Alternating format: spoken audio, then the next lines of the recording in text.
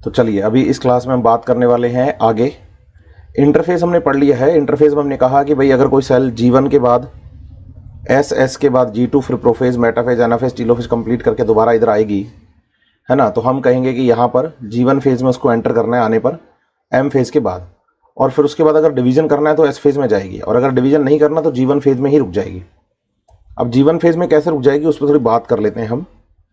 आप बताइए कि भाई जैसे हम बात कर रहे थे सेल साइकिल की, तो हमने कहा कि भाई जैसे ये सेल साइकिल है, इस सेल साइकिल का ये वाला पोर्शन हम G1, ये S और G2 बताते हैं, और इधर ये M फेज है, और ये G1 फेज है, ये S है, और ये G2 फेज है। आप बताइए कोई सेल है जो अपना सेल साइकिल पूरा करके आई है और दो सेल का यहाँ फॉर्मेशन हो गया है। दो सेल्स का फॉर्मेशन होने का मतलब हो गया कि इसने अपना सेल साइकिल कंप्लीट किया है। तो अब जब किसी सेल को अगर डिवीजन करना होगा तो बोलो वो यहाँ से S फेज में एंटर कर जाएगी। अगर कोई सेल S फेज में एंटर कर जाती है यहाँ से, तो आप बताइए वो पक्का आगे सेल साइकिल को चलाएगी। लेकिन अगर कोई सेल साइकिल में एंटर नहीं करना चाहती, वो चाहती है कि वो मुझे डिवीजन नहीं करना है, तो आप बताएंगे कि वो सेल जो होती है वो G0 फेज में चली जाती है। G0 फेज में चली जाती है। G0 फेज की सेल्स जो होती हैं वो आपको बताना होगा कि मेटाबॉलिकली एक्टिव हैं, मेटाबॉलिकली एक्टिव हैं, लेकिन नो फर्दर डिवाइड। लेकिन एक बात आती है कि क्या इनका डिवीजन परमानेंट रुक जाता है? तो हम कहते हैं नहीं, इनका डिवीजन परमानेंट नहीं रुकता। जरूरत पड़ने पर ये फिर से डिवीजन कर सकती हैं। इसका मतलब इनमें ये जो पॉज होता है बच्चे, वो एक टेम्परेरी पॉज होता है, टेम्परेरी पॉज है ना, परमानेंट पॉज नहीं है, ये टेम्परेरी पॉज है। इसका मतलब जरूरत पड़ने पर ये फिर से सेल डिवीजन को शुरू करके एस फेज में जा सकती हैं, मैच्योर सेल्स डिवीजन कर लेती हैं। इसलिए जब हमारे चोट लगती है तो चोट लगने पर वहां की जो सेल्स हैं वो फिर से डिवीजन करके वहां के घाव को भर देती हैं, मतलब नई सेल्स को रिप्लेस कर देती है। एक चीज। दूसरी बात यह है कि कुछ सेल्स ऐसी होती हैं जो दोबारा डिवाइड नहीं करती हैं, जैसे कि हम हार्ट सेल की बात कर सकते हैं, हम नर्व सेल्स की बात कर सकते हैं, उनमें परमानेंट पॉज आता है। एक ध्यान रखिएगा कि 2019 में नीट के एग्जाम में क्वेश्चन आ गया था, 19-20 की बात है ना, तो क्वेश्चन आ गया था कि भाई जो G0 फेज है उसको हम क्या बोलें, एग्जिट द सेल साइकिल या सस्पेंडेड फेज। तो आप बताइए कि भाई जनरली जो सेल्स होती हैं वो सस्पेंडेड फेज में जाती हैं, क्योंकि दोबारा सेल डिवीजन कर सकती हैं, वो फिर से सेल साइकिल में एग्जिट कर।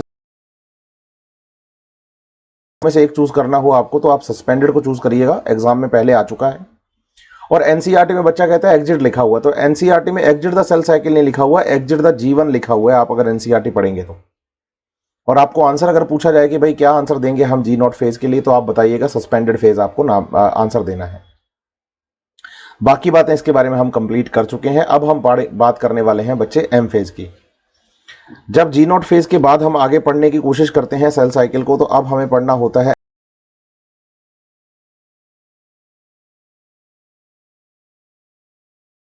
डिवीजन याद करने हैं। एक है बच्चे कैरियोकाइनेसिस, जिसे कि हम न्यूक्लियर डिवीजन कहते हैं, और दूसरा है साइटोकाइनेसिस, जिसे कि हम साइटोप्लाज्मिक डिवीजन कहते हैं। तो जब हम बात करेंगे बच्चे कि भाई एक हमारे पास न्यूक्लियर डिवीजन है और दूसरा हमारे पास साइटोप्लाज्मिक डिवीजन है, तो न्यूक्लियर डिवीजन में हमें 4 फेजेस को याद करना है। एक आप बताएंगे प्रोफेज, फिर आप बताएंगे मेटाफेज, फिर आप बताएंगे एनाफेज, फिर आप बताएंगे टीलोफेज। आप बताइए कि भाई इस जब हम सेल साइकिल की बात करते हैं, एम फेज की बात करते हैं, तो हमें कहा जाता है कि M phase is most dramatic phase. इसमें खूब बोले ड्रामे चलते हैं। सेलुलर कंपोनेंट्स जो हैं बच्चे वो डिसॉल्व होकर दोबारा फिर से बनते हैं, स्पिंडल फाइबर का फॉर्मेशन होता है, कंटिन्यूस होने वाला प्रोसेस है। सेल डिवीजन एक कंटिन्यूस होने वाला प्रोसेस है। तो बताइए इसमें फिर आप कोई मार्किंग नहीं कर सकते कि कहां फेज खत्म हुई है, कहां से फेज शुरू हुई है, क्लियर कट लाइन ड्रॉ नहीं कर सकते। तो फिर उसका सॉल्यूशन क्या निकाला है हमने हर फेज को 2 पार्ट्स में डिवाइड कर लिया है, अर्ली और लेट।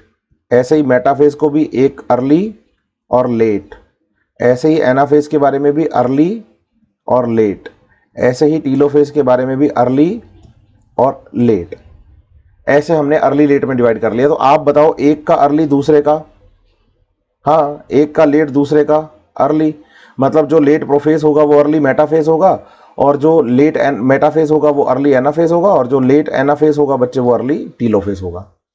दूसरी तरफ हमें याद करना है साइटोकाइनेसिस। इसमें आपको दो मेथड्स याद करने हैं।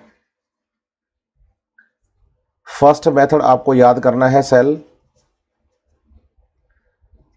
Furrow method. फरो मेथड होता है बच्चे एनिमल सेल्स में, और दूसरा आपको याद करना है सेल प्लेट मेथड। और आप बताइए कि सेल प्लेट मेथड होता है इन प्लांट सेल्स। ये आपको याद रखनी है बातें, ठीक है।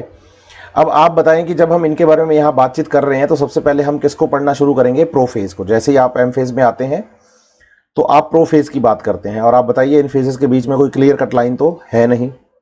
तो जब हम प्रोफेज की बात करेंगे तो सबसे पहले हमें यह सीखना होगा कि कोई सेल हमारे पास है, वो पहले G1 फेज में थी, फिर वो S फेज में गई, और उसके बाद वो G2 फेज में आई है। और ये सेल का आप बताएंगे कि न्यूक्लियस है हमारे पास। आप जैसे एग्जांपल ले लीजिए कि यहां पर हमारे पास एक क्रोमेटिन फाइबर ये, दूसरा क्रोमेटिन फाइबर ये, तीसरा ये, और चौथा ये, दो छोटे दो बड़े। और आप बताइए यहां सेल जो हमारे पास है वो 2n = 4 और डीएनए की अमाउंट 2c के साथ है, क्योंकि यहां पर एक क्रोमेटिन फाइबर जो है बेटा उसमें एक ही डीएनए प्रेजेंट है। लेकिन एस फेज में जब डीएनए का हो जाता है रेप्लिकेशन, तो आप बताएंगे कि अब हमारे पास इस क्रोमेटिन फाइबर के अंदर दो दो डीएनए प्रेजेंट हैं, एक क्रोमेटिन दो डीएनए। तो आप बताएंगे यहां कंडीशन हो जाएगी 2n = 4 और डीएनए की अमाउंट 4c, क्योंकि अभी एक क्रोमेटिन फाइबर जो है वो दो डीएनए के साथ है। ये फेज अपने यहां से लेकर यहां तक हुई है इंटरफेज, और इंटरफेज के बाद हम पढ़ने वाले हैं बच्चे प्रोफेज को। एम फेज की ये पहली फेज होगी, प्रोफेज। बताइए कि प्रोफेज को पढ़ने के लिए हमने इसे दो पार्ट्स में डिवाइड कर रखा है। एक हम बताते हैं अर्ली प्रोफेज और एक हम बताते हैं लेट प्रोफेज। अर्ली प्रोफेज में आप बताएंगे प्रोफेज के सारे इवेंट शुरू होंगे, और लेट प्रोफेज में वो सारे इवेंट जो हैं बच्चे वो पूरे हो जाएंगे। अब बात आती है कि प्रोफेज में होता क्या है। तो सबसे पहले हम प्रोफेज के बारे में बात करें कि होता क्या है। तो आप बताएंगे प्रोफेज में हम बताएंगे कि chromatin fibre condensed to form compact chromosome. यहां पर क्रोमोसोम बनना शुरू होते हैं क्रोमेटिन फाइबर कंडेंस होकर। दूसरी बात समझने की है आपके लिए कि now chromosome seen as made up of two chromatids। हमें पता चलने लग जाता है यहां पर कि एक क्रोमोसोम में दो क्रोमेटिड है, and both chromatids are attached by centromere से जुड़े हुए हैं, ठीक है, जिसमें दो काइनेटोकोर आपको मिलेंगे। इसके अलावा आपको बताना है कि भाई डुप्लीकेटेड सेंट्रियोल्स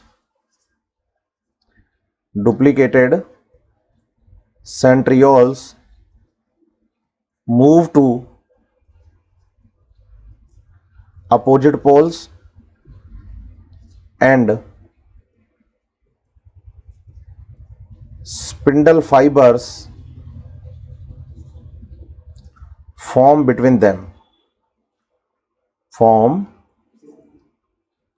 between them। और आप बताइए कि nuclear envelope, nucleolus and other important cell organelles, other important cell organelles like ER Golgi body dissolve हो जाते हैं। ये जो सेल ऑर्गेनल होते हैं ER गोल्जी बॉडी जैसे, ये डिसॉल्व हो जाते हैं। अब आप इतने सारे इवेंट जो है वो प्रोफेज में पढ़ रहे हैं, आप बताइए अगर इन सभी इवेंट्स को हम स्टार्ट कर दें तो वो बन जाएगी बच्चे अपने पास अर्ली प्रोफेज, और अगर इनको खत्म कर दें तो वो हो जाएगी लेट प्रोफेज। जैसे हम डायग्राम बना के बताएं कि भाई हमारे पास यहाँ कंडेंसेशन शुरू हुआ है, तो इसका मतलब जो क्रोमोसोम्स हैं वो लंबे और पतले क्रोमोसोम हैं, क्योंकि अभी कंडेंसेशन शुरू हुआ है, कंडेंसेशन हुआ थोड़ी है, स्टार्ट हुआ है, कंप्लीट थोड़ी हुआ है। तो इसलिए आप बताएंगे कि क्रोमोसोम्स जो हैं वो आपको लंबे और पतले दिखाई देंगे, और साथ ही साथ आप बताएंगे कि भाई न्यूक्लियर मेम्ब्रेन जो है वो डिसॉल्व होने लगी है। साथ ही साथ बताएंगे कि ER और गोल्जी बॉडी जैसे जो सेल ऑर्गेनल हैं वो भी डिसॉल्व होने लगे हैं। और साथ ही साथ बताएंगे बच्चे कि यहाँ स्पिंडल फाइबर्स का अरेंजमेंट शुरू हुआ है, स्पिंडल फाइबर्स का अरेंजमेंट यहाँ पर शुरू हुआ है। दूसरी तरफ आपको समझना है कि भाई जब हम लेट प्रोफेज में आएंगे तो आप बताएंगे कि यहाँ क्रोमोसोम्स जो हैं वो कंडेंस होकर मतलब लगभग अपने फाइनल से साइज तक पहुँच जाएंगे, अभी तक पूरी तरह से कंडेंस नहीं हुए हैं, ये बात ध्यान रखिएगा। न्यूक्लियर मेम्ब्रेन गायब हो गई है और क्रोमोसोम रैंडमली सेल के साइटोप्लाज्म में फैल गए हैं, और स्पिंडल फाइबर्स का फॉर्मेशन हो गया है। एक सेंट्रोसोम जो है वो इस पोल पे और दूसरा सेंट्रोसोम जो है वो इस पोल पे आ गया है, और इन दोनों सेंट्रोसोम के बीच में आप बताएंगे कि स्पिंडल फाइबर्स का फॉर्मेशन हो गया है। तो इसका मतलब यहां जो हमारे पास क्रोमोसोम है बच्चे, उस क्रोमोसोम में आपको बताना है कि 2 DNA प्रेजेंट हैं। यूं एक DNA ये है तो दूसरा DNA ये है। यहां आप बताएंगे कि 2 DNA प्रेजेंट हैं। क्रोमोसोम में हमें दोनों DNA अलग अलग दिखाई देने लग गए हैं, क्रोमोसोम में दोनों DNA हमें अलग अलग दिखाई देने लग गए हैं। तो एक DNA तो हम बताएंगे जैसे कि हमारे पास ये था, और दूसरा DNA हमारे पास है ये, है ना। और आप ये भी बताइएगा कि हमें अब यहाँ ये भी पता चलने लग गया है कि दोनों के दोनों DNA जो हैं वो यहाँ पर एक जगह पर आपस में जुड़े हुए हैं, जिसे कि हम नाम देंगे बच्चे सेंट्रोमियर का। तो हमें सेंट्रोमियर भी दिखाई देने लग गया है। अब आप ध्यान दीजिएगा कि यहाँ क्रोमोसोम 2 DNA का बना हुआ है, तो बोलो एक DNA को हम नाम देंगे क्रोमेटिड, दूसरे DNA को भी हम नाम देंगे क्रोमेटिड। तो बताइए कि यहाँ जो क्रोमोसोम है ना बच्चे, ये जो क्रोमोसोम है आपके पास, ये आपको बताना है कि डबल क्रोमेटेड क्रोमोसोम है, डबल क्रोमेटेड क्रोमोसोम है। अगर आप इस सेल को ध्यान से देखेंगे तो टोटल क्रोमोसोम इसमें आपको 4 दिखाई देंगे, तो इसका मतलब कंडीशन 2n = 4 है, और हर एक क्रोमोसोम में 2 DNA है, तो इसका मतलब यहाँ DNA की अमाउंट 4C है। मीन्स जो अमाउंट G2 फेज में थी वही सेम टू सेम अमाउंट आपको यहाँ पर प्रोफेज में भी मिल रही है, प्रोफेज में भी मिल रही है। इस बात का ध्यान रखिएगा आप।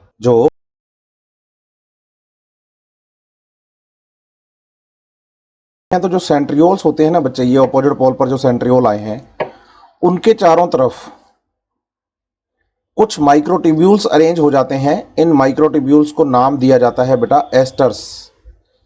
स्पिंडल फाइबर्स का अरेंजमेंट करने के लिए जो माइक्रोट्यूब्यूल्स हैं उनके चारों तरफ अरेंज हो जाते हैं, क्या हम बताते हैं एस्टर्स, एस्टर्स। ठीक है। आप बताइए ऐसा केवल एनिमल सेल के साथ होगा। तो अगर आप एनिमल सेल की बात करेंगे तो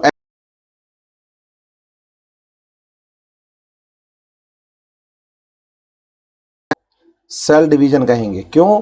क्योंकि आप बताइए कि सेंट्रियोल्स मिलते ही हमें एनिमल सेल में है, प्लांट सेल में होते ही नहीं सेंट्रियोल। प्लांट सेल में सेंट्रियोल नहीं है, इसका मतलब प्लांट सेल में एस्टर्स भी नहीं है। ठीक है। स्पिंडल फाइबर बनते हैं, आप ये ध्यान रखिएगा, स्पिंडल फाइबर तो बनते हैं, लेकिन क्या नहीं बनते, एस्टर नहीं बनते।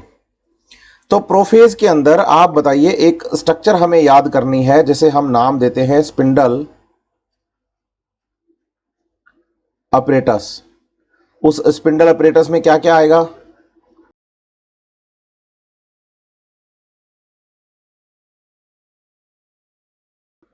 और स्पिंडल फाइबर्स, इन सब को मिलाकर हम नाम क्या देंगे? एग्जैक्टली स्पिंडल अपरेटस नाम देंगे। और ये एस्टस किस में मिलते हैं? प्लांट सेल में या एनिमल सेल में? तो आपको याद करना है कि ये आपको केवल और केवल एनिमल सेल में, प्लांट सेल में नहीं मिलेंगे, क्योंकि हायर प्लांट्स में सेंट्रियोल होता ही नहीं है बच्चे। प्रोफेज के बाद जो नेक्स्ट फेज है, उस फेज का नाम है बच्चे मेटाफेज। मेटाफेज। अब एनसीईआरटी ने क्या किया है कि मेटाफेज को भी दो फेजेस में हमें पढ़ाया है, एक अर्ली और दूसरा लेट। तो एक आपको पढ़ना है अर्ली मेटाफेज और दूसरा आपको पढ़ना है लेट मेटाफेज। लेकिन एनसीईआरटी ने यहां अर्ली और लेट शब्द ना यूज करके यहां शब्द यूज किया है ट्रांजिशन टू मेटाफेज, और दूसरा बोला है मेटाफेज। अब ऐसा क्यों है, मैं इसको भी क्लियर करूंगा आपको। एक तो ये बात, दूसरा अगर हम इनके डायग्राम्स को देखें तो आप बताएंगे कि जैसे ये मान लीजिए हमारे पास एक मेटाफेज का डायग्राम है, ट्रांजिशन टू मेटाफेज का, और ये हमारे पास है मेटाफेज का डायग्राम। सही है। इनके बारे में अगर हम बात करें तो आपको समझना होगा कि जब हम मेटाफेज की बात करते हैं तो बेसिकली मेटाफेज में क्या होता है। एनसीईआरटी कहती है complete disintegration of the nuclear membrane, complete disintegration of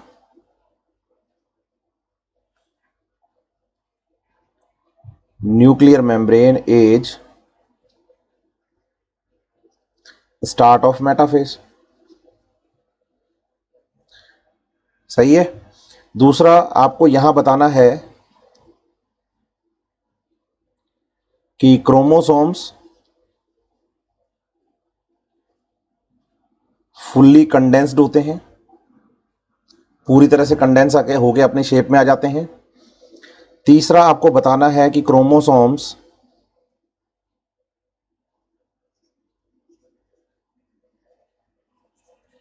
gate attached to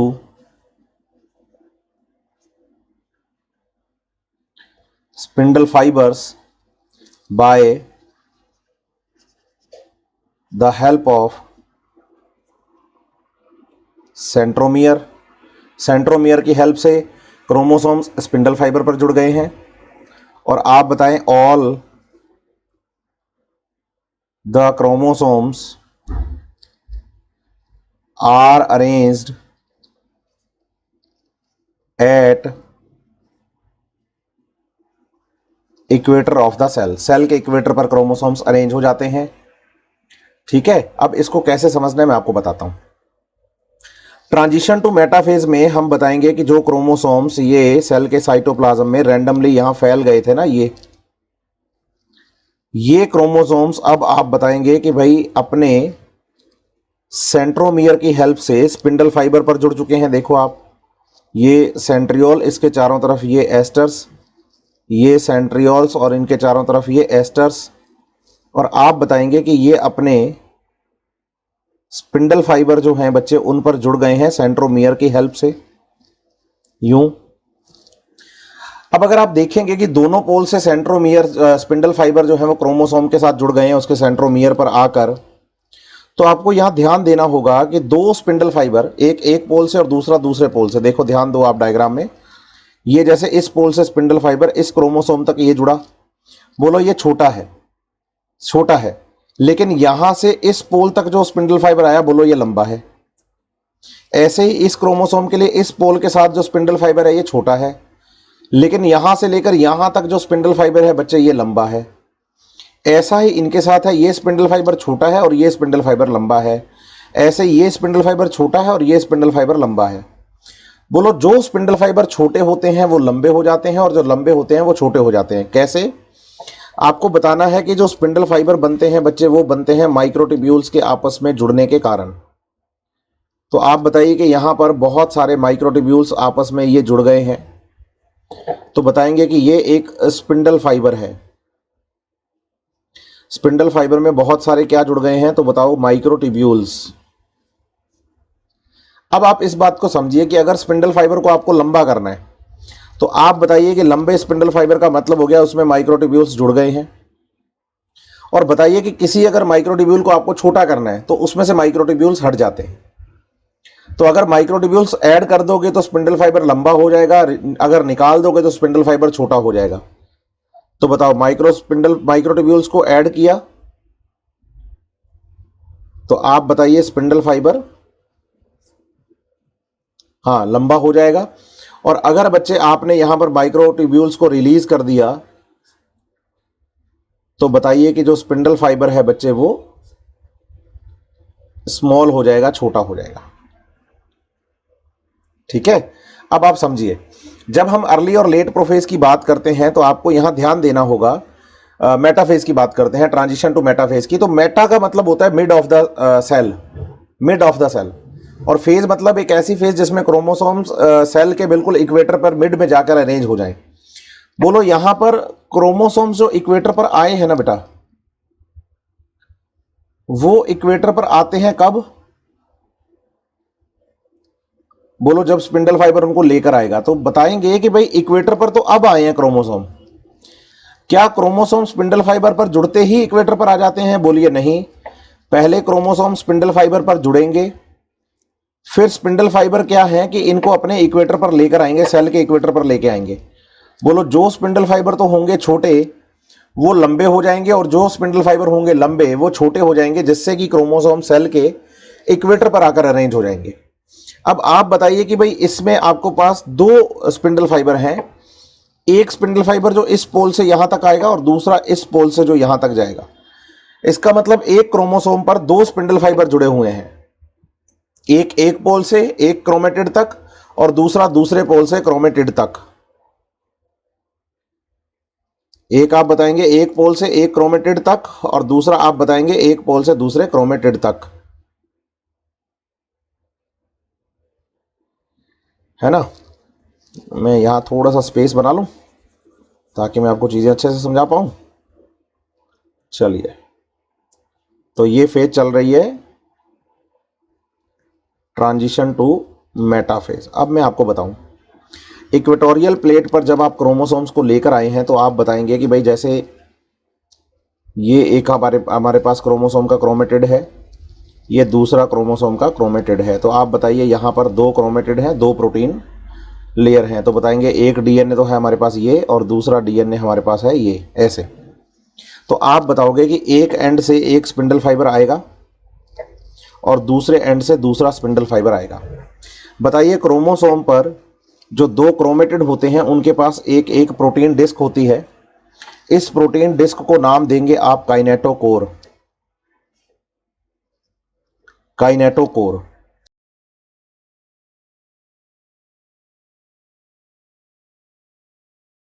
दूसरा स्पिंडल फाइबर दूसरे काइनेटोकोर से जुड़ता है, तो वो बात बिल्कुल सही है। और यहां क्रोमोसोम में हमारे पास दो क्रोमेटिड हैं, एक क्रोमोसोम का क्रोमेटिड ये है और दूसरा क्रोमोसोम का क्रोमेटिड ये है। इसका मतलब क्रोमोसोम यहां पर हमारे पास हाँ डबल क्रोमेटेड क्रोमोसोम है, ये भी क्लियर करना होगा आपको। तो टोटल क्रोमोसोम इक्वेटोरियल प्लेट पर अगर आपको दिखाई दे रहे हैं तो 2n=4, और हर एक क्रोमोसोम में दो है डीएनए, तो इसका मतलब डीएनए की amount 4c, same as G2 वाला ही कॉन्सेप्ट यहां पर लगने वाला है। ध्यान रखिएगा कि जो क्रोमोसोम्स के सेंट्रोमियर होते हैं वो आप बताएंगे कहां पर है, इक्वेटर पर, और जो आर्म्स होती हैं बच्चे क्रोमोसोम्स की वो पोल्स की तरफ होती हैं, ये ध्यान रखिएगा। और साथ ही साथ आप बताएं क्रोमोसोम्स यहां पर जो ये अरेंज हो गए हैं लेन में, एक पूरी जो क्रोमोसोम्स की ये लेन बन गई है, इस लेन को हम नाम देते हैं बेटा मेटाफेज प्लेट, मेटाफेज प्लेट, ये ध्यान रखिएगा। ठीक है, तो आप बताइए कि जो मेटाफेज है, मेटाफेज में क्रोमोसोम्स फुल्ली कंडेंस्ड होते हैं, ये ध्यान रखिएगा। मैंने ये पॉइंट बताया है आपको कि मेटाफेज में क्रोमोसोम्स फुल्ली क्या होते हैं, कंडेंस्ड होते हैं। ठीक है, तो आप बताइए structure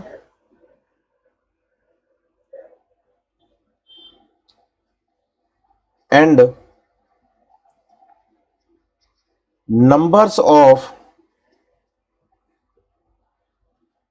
chromosomes studied in metaphase. आप बताइए, मेटाफेज ही वो फेज है जिसमें हम किसी सेल के क्रोमोसोम्स के टोटल नंबर को पढ़ते हैं। अगर आपसे क्रोमोसोम की शेप पूछी जाए, क्रोमोसोम की स्ट्रक्चर पूछी जाए, क्रोमोसोम का नंबर पूछा जाए, तो आप बताइए बेस्ट फेज है मेटाफेज। मेटाफेज में हम क्रोमोसोम्स का ओवरऑल बच्चे मॉर्फोलॉजी पढ़ते हैं, ओवरऑल नंबर क्रोमोसोम्स के यहीं पढ़े जाते हैं। अगर आप कहते हैं कि ह्यूमन सेल में 46 क्रोमोसोम्स हैं, पी प्लांट में 14 हैं, ड्रोसोफिला में 8 हैं, बताते हैं ना, अनियन में 16 हैं, तो ये क्रोमोसोम आप तभी बता पाते हैं जब आप उसका मेटाफेज देखते हैं सेल डिवीजन के दौरान, क्योंकि क्रोमोसोम आपको मेटाफेज में ही सही से दिखाई देते हैं। तो मेटाफेज में क्रोमोसोम्स क्लियरली विजिबल होते हैं, ये बात ध्यान रखिए आप।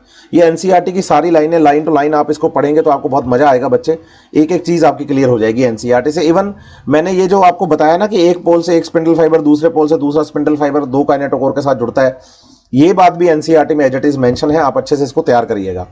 इसी फेज में नेक्स्ट आगे चलेंगे तो बच्चे नेक्स्ट फेज हमारे पास है एनाफेज। एनाफेज को आपको बताना है कि smallest phase of the cell cycle है, इसमें ज्यादा टाइम नहीं लगता, ये बहुत जल्दी कंप्लीट हो जाती है एनाफेज।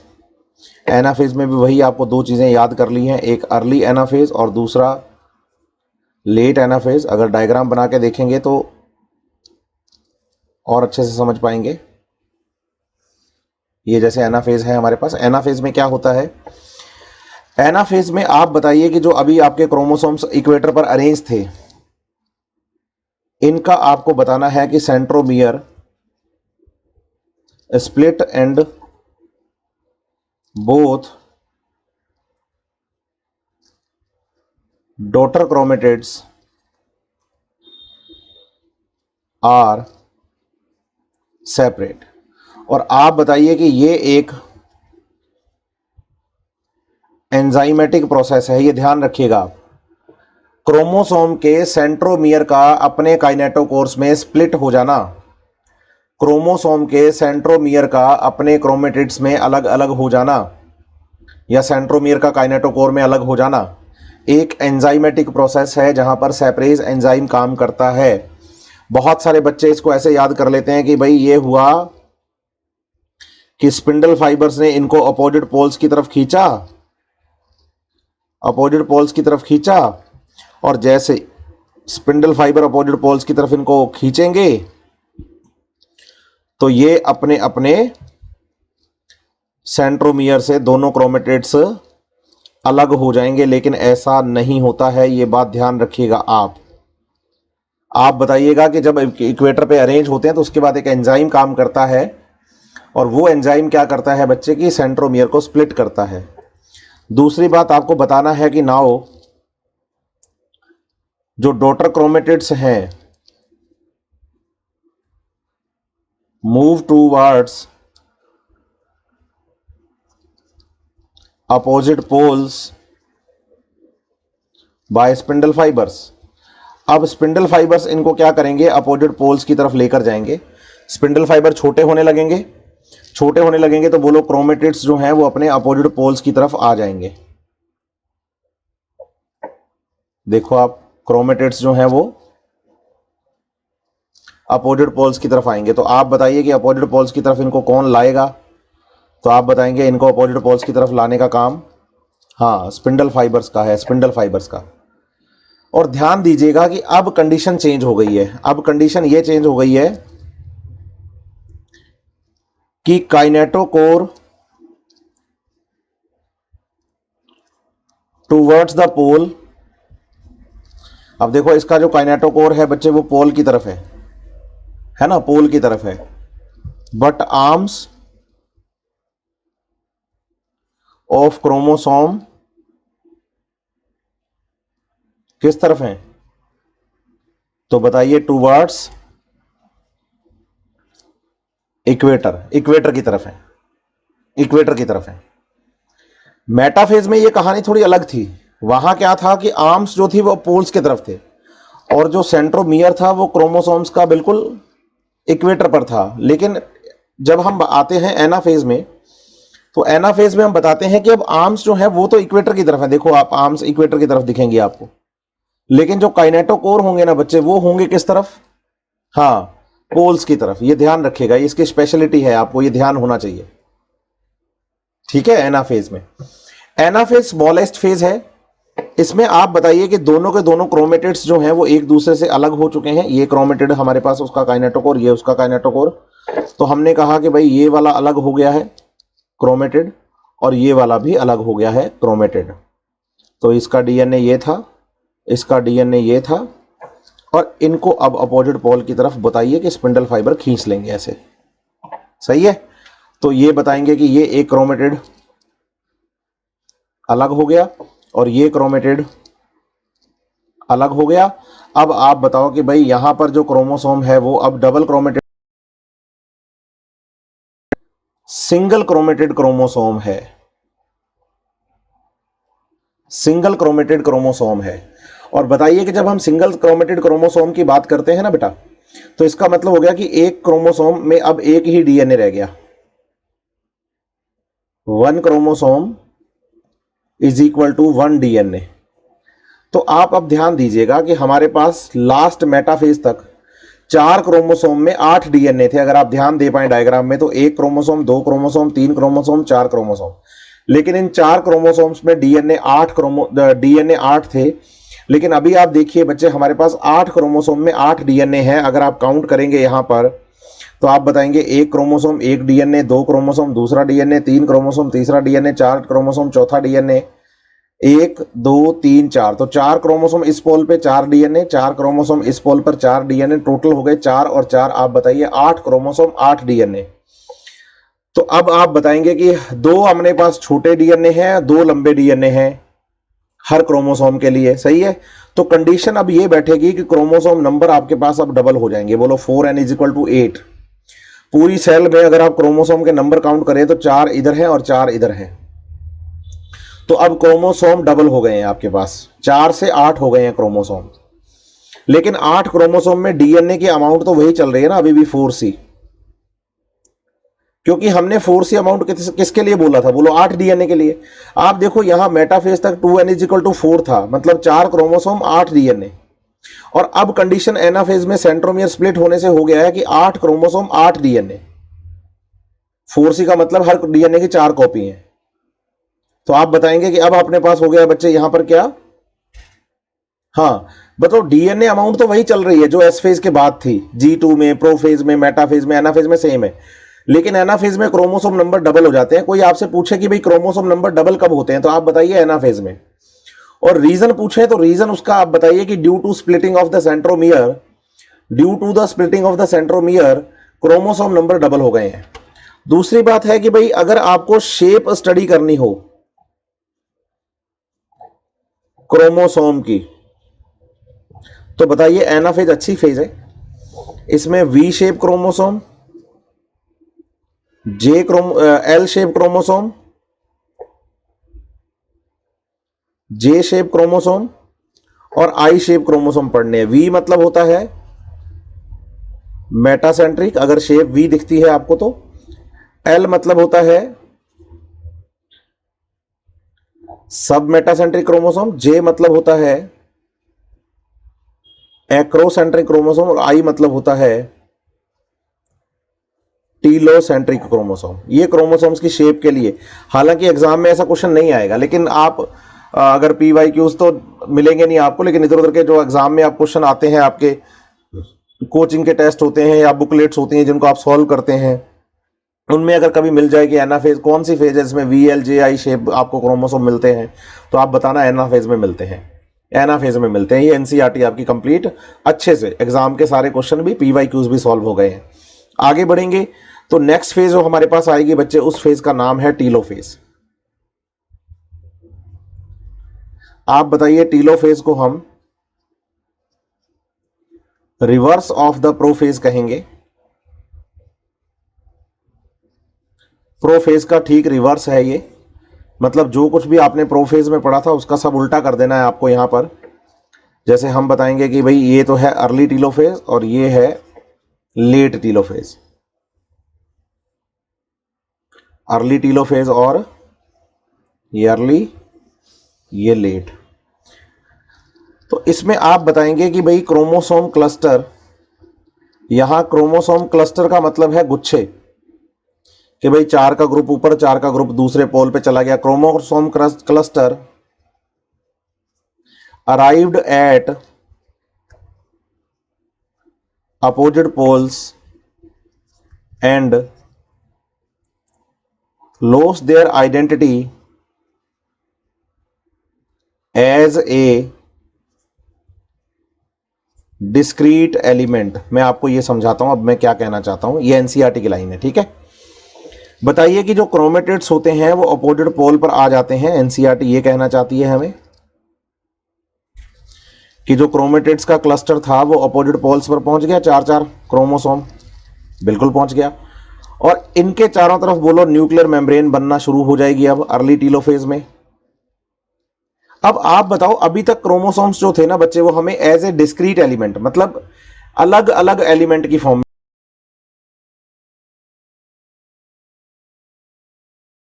ये एक क्रोमोसोम अलग से, ये अलग से, ये क्रोमोसोम अलग से, ये क्रोमोसोम अलग से, एक एक की आप अलग अलग स्टडी कर पा रहे थे। बोलो डिस्क्रीट एलिमेंट।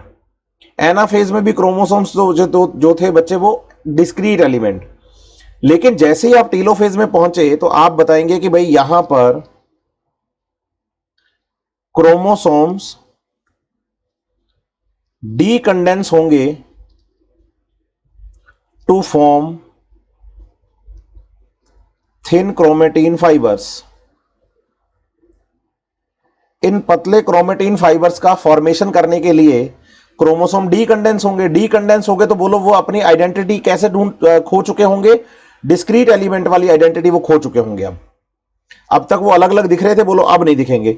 अब आपको बताना है कि लेट टीलोफेज में इधर एक न्यूक्लियस बन जाएगा, इधर एक न्यूक्लियस बन जाएगा, और जैसे इधर एक एक न्यूक्लियस बनेगा तो बोलो इसके अंदर अब क्रोमेटिन नेट इधर का तैयार और इधर का क्रोमेटिन नेट तैयार।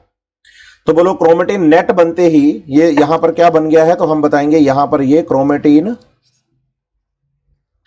नेट बन गया है। तो क्रोमेटिन नेट बनते ही आप बताएंगे कि इन्होंने अपनी identity as a discrete element जो कि अलग अलग दिखाई दे रहे थे खो दिया है। साथ ही साथ आप बताएंगे कि भाई nuclear envelope reform by RER, ये PYQ है बच्चे, कि भाई ऐसा कौन सा सेल ऑर्गेनल है जो न्यूक्लियर एनवलप को बनाता है। तो आप बताना रफ एंडोप्लाज्मिक रेटिकुलम। इसलिए रफ एंडोप्लाज्मिक रेटिकुलम न्यूक्लियस की आउटर मेम्ब्रेन के साथ कंटिन्यूस भी होती है। और आप बताएंगे कि जो सेल ऑर्गेनल थे like ER and Golgi body are also reform, अब वो भी दोबारा बन जाएंगे। अब आप बताएंगे कि यहां पर इन न्यूक्लियस की अगर हम बात करें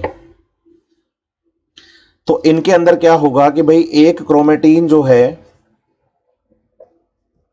उनमें एक DNA प्रेजेंट होगा, एक क्रोमेटीन में एक DNA प्रेजेंट होगा, एक तो ये बात। और दूसरा दोनों न्यूक्लियस जो है बोलो 2n = 4 और DNA की अमाउंट 2c के साथ होगा। क्योंकि ये वाला न्यूक्लियस और ये वाला न्यूक्लियस, यही वाली कंडीशन तो बनेगी, क्योंकि हर एक की दो दो कॉपी हैं, 2 लंबे और 2 छोटे DNA। क्यों? क्योंकि DNA अलग हो गए, सिंगल सिंगल DNA है, तो 2c अमाउंट हो जाएगी। मदर सेल भी बोलो ऐसी ही थी, मदर सेल भी बोलो ऐसी ही थी। ये आपका M फेज कंप्लीट हुआ, जिसमें प्रोफेज, मेटाफेज, एनाफेज और टीलोफेज कंप्लीट हो गया। आप एनसीईआरटी पढ़िए लाइन टू लाइन। कोई प्रॉब्लम आपको आती है तो मुझे आप इंटीमेंट करिए, मैं आपको वो समझा दूंगा। नेक्स्ट क्लास में साइटोकाइनेसिस, सिग्निफिकेंस और मियोसिस का स्टार्ट करेंगे। ऐसे करके हम धीरे धीरे इसको खत्म कर देंगे। हमने पहले भी कहा है कि 4 क्लास मैक्सिमम, ज्यादा से ज्यादा 4.5 क्लास, और वो भी ज्यादा कोई 1.5 घंटे की नहीं, आराम से एनसीईआरटी पूरी, PYQ सारे क्वेश्चन आपके बन जाएंगे सेल डिवीजन के अमाउंट के साथ, कैसा भी पूछा जाए। और लास्ट लेक्चर जो सेल डिवीजन का होगा उसमें तो मैं और अच्छे से क्लियर कर दूंगा चीजें। एनसीईआरटी में कहां पर क्या क्या क्वेश्चंस पूछे गए हैं वो भी सारे क्लियर कर लेंगे हम। बहुत बढ़िया से हो जाएगा सेल डिवीजन आपका, जल्दी भी हो जाएगा और बढ़िया भी हो जाएगा। मिलते हैं बेटा नेक्स्ट क्लास में।